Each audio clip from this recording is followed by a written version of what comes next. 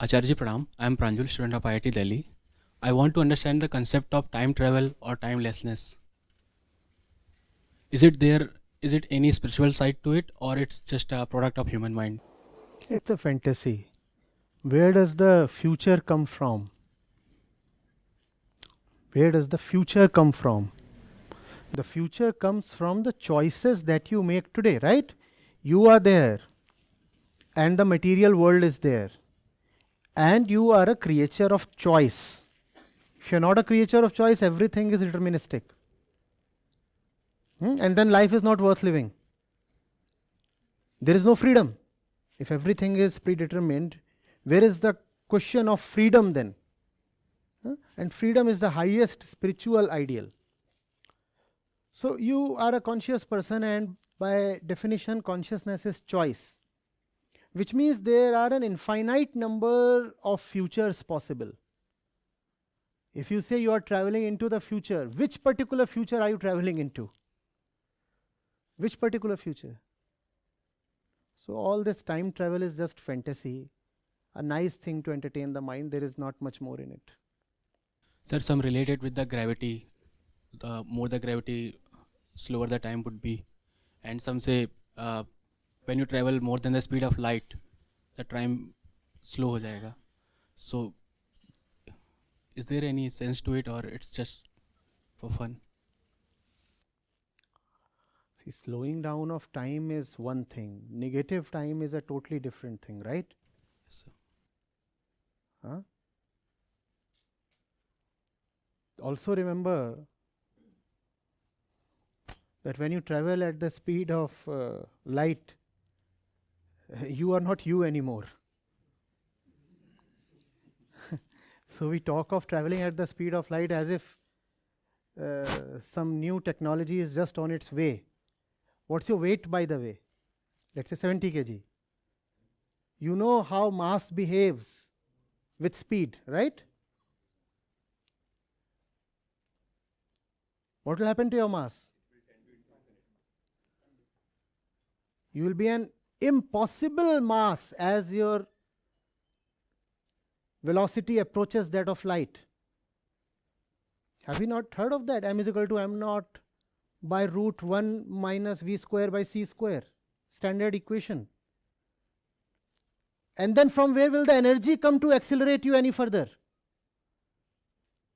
If mass is increasing to those levels, from where will you get the energy for acceleration?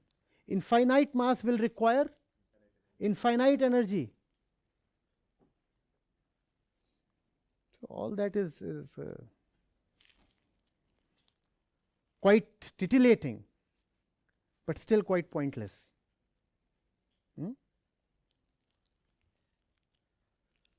Yes. Sir, sixth sense के बारे में जानना चाहता हूँ. I have often heard from, mostly from women, that they have sixth sense. Is it for real or just?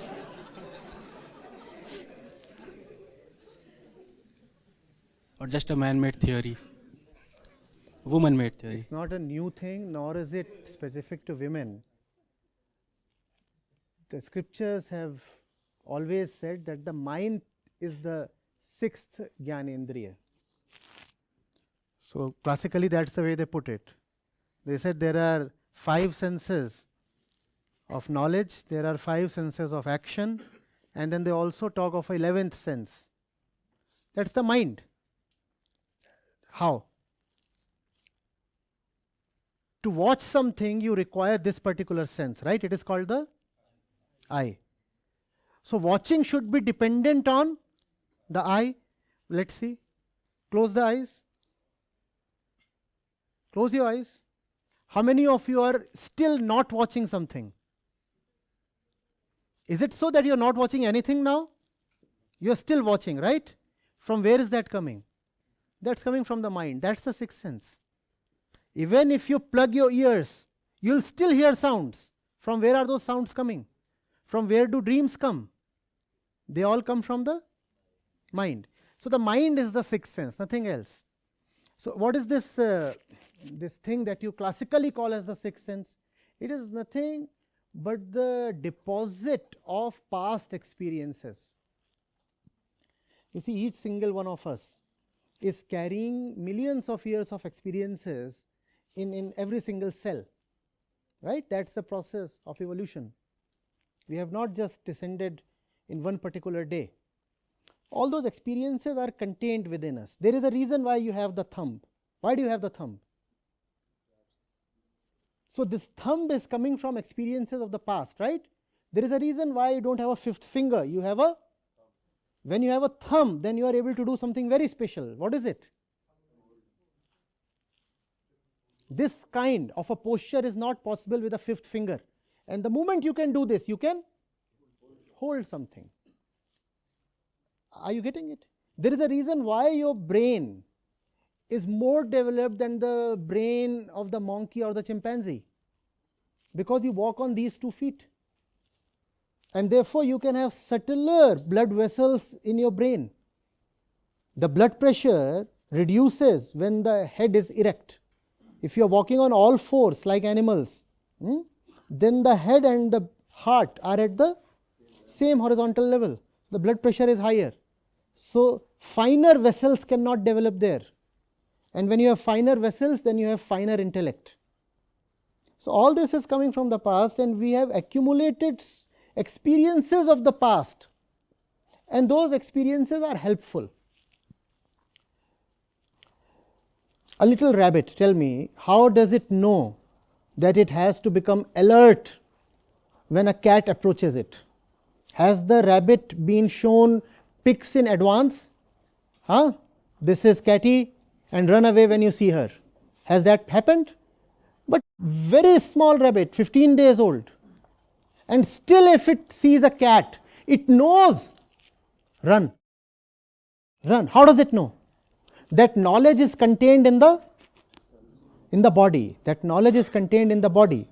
So the human body too, just like the rabbit's body, contains a lot of knowledge from the past. And that knowledge is helpful when you have situations that are identical to those in the past. That's a huge condition, mind you. For a rabbit, knowledge of the body is sufficient because the rabbit never faces a condition that is not similar to conditions it has faced in the past, right? The rabbit was living in a jungle 10 lakh years back. The rabbit is still living in the...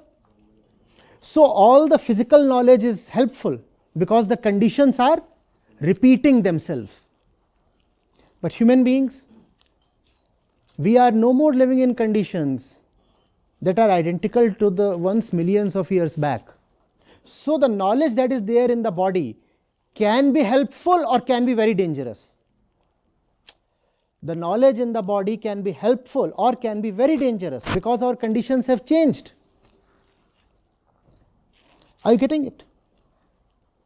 A rabbit looks at a female rabbit and runs after her. And that is all okay because the rabbit is in the jungle where it is an animal of prey, which means its population is constantly being attacked. Therefore, it needs to procreate at a rapid speed. Therefore, the rabbit's body says the moment you look at a female, pounce upon her. Otherwise, the entire species will go extinct, and that is all right. But the same knowledge is there in the man's body as well. It's just that you are no more threatened. In fact, today you are the species that is threatening all other species. But still the man's body, because of the past experience, feels like pouncing upon the woman's body. It's not that the man is to be condemned as over-sexual. It's just the evolutionary training of the past. To have a stable population, you needed to have the woman constantly pregnant. Otherwise, mankind would have gone extinct. But that kind of an obligation, does it exist even today? It does not exist today. So conditions have changed, but the body has not changed. Body is still behaving as if you are living in the... That's why the woman's sixth sense often betrays her. Because it is acting as if the conditions are primitive, but the conditions are no more primitive. Therefore, you have to be very careful when you have intuitions or instincts and advices from your sixth sense. You have to be very careful. It can be useful and it can be very dangerous. Are you getting it? Sometimes it can be useful. For example, you smell smoke. Immediately the adrenaline levels in your blood will spike. Why has adrenaline risen in your blood? So that you can have more glucose, which is more energy, so that you can, because you used to have forest fires in the past as well. So the body has learned that the moment you smell smoke, you get a rush of energy so that you can run fast. If you don't run fast, you'll be consumed by the fire. So all that is okay when it comes to those physical things. But that is not okay when it comes to all the matters that involve events, incidents of today. Are you getting it? So you should learn to be a witness of your sixth sense, which means you must learn to be a witness of your mind. The mind will tell you something. Does it happen or not? Someone comes to you, and even without knowing much about the person, you feel like saying, oh, this is a wicked fellow. Does it happen or not? Women claim to have a more active sixth sense, so it happens more with them, right? Now, why does it happen more with them? Because historically they have been physically the weaker sex. Therefore, they were more in need of protection. One, the body was weaker. Second, there were large periods of pregnancy, extended periods of helplessness. So she needed to rely on advanced instinct. Otherwise, she would have been killed. She can't run. She is pregnant. Even if she can run, how about the chotu? So she needed to be cautious in advance. Therefore, she developed the sixth sense more than the man. That was a historical imperative. Is that historical imperative needed even today, I am asking? No. So there is no need to talk so much about the sixth sense, etc. Rather, talk about wisdom. Your wisdom is far more important than any sense or something. Spirituality is about transcending all senses. All wisdom is about transcending the mind. Do not depend on your thoughts, your emotions, and also your instincts. None of them matter too much. To some extent, they are useful, yes.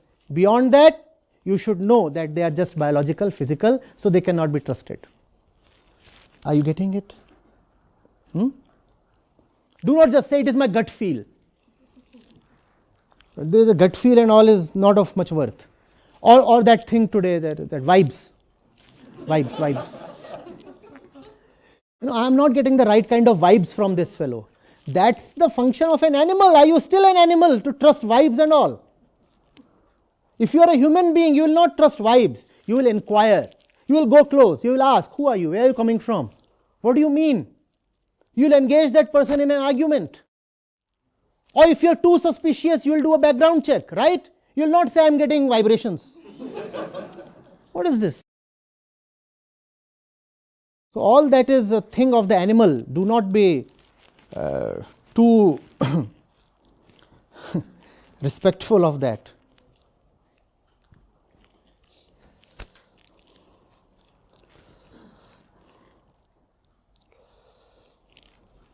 Now you also know what this thing about falling in love is.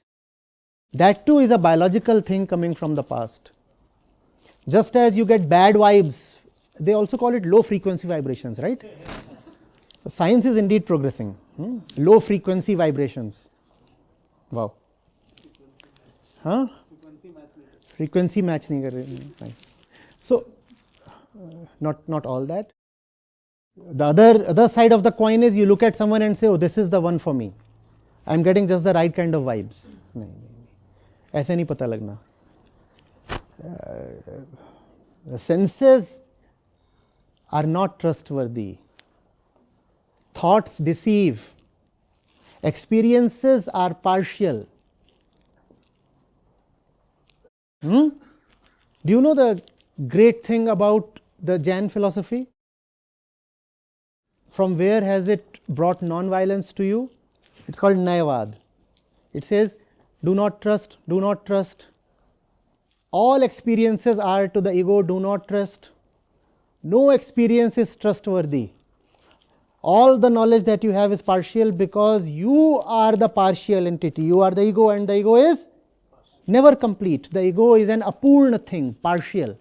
Therefore, never trust your senses, which means do not trust your eyes, do not trust your ears, and never trust your inquire. And that's what gives the Jain path, and consequently the entire Indian thought, a lot of tolerance. Because you say, whatever I am saying is partial, whatsoever he is saying is partial. So how do I attack him? I cannot say what I am saying is the absolute thing, and even that which he is saying can never be the absolute thing. So how can I attack him? How can I attack him? Know that all this is just very partial, because the recipient of all sensory input is the ego. It is the ego to which all the senses deliver their messages, and that's the ego by definition is partial, not absolute. So inquire, know. Be a witness of the mind. In that, the knowers have said that there is completeness.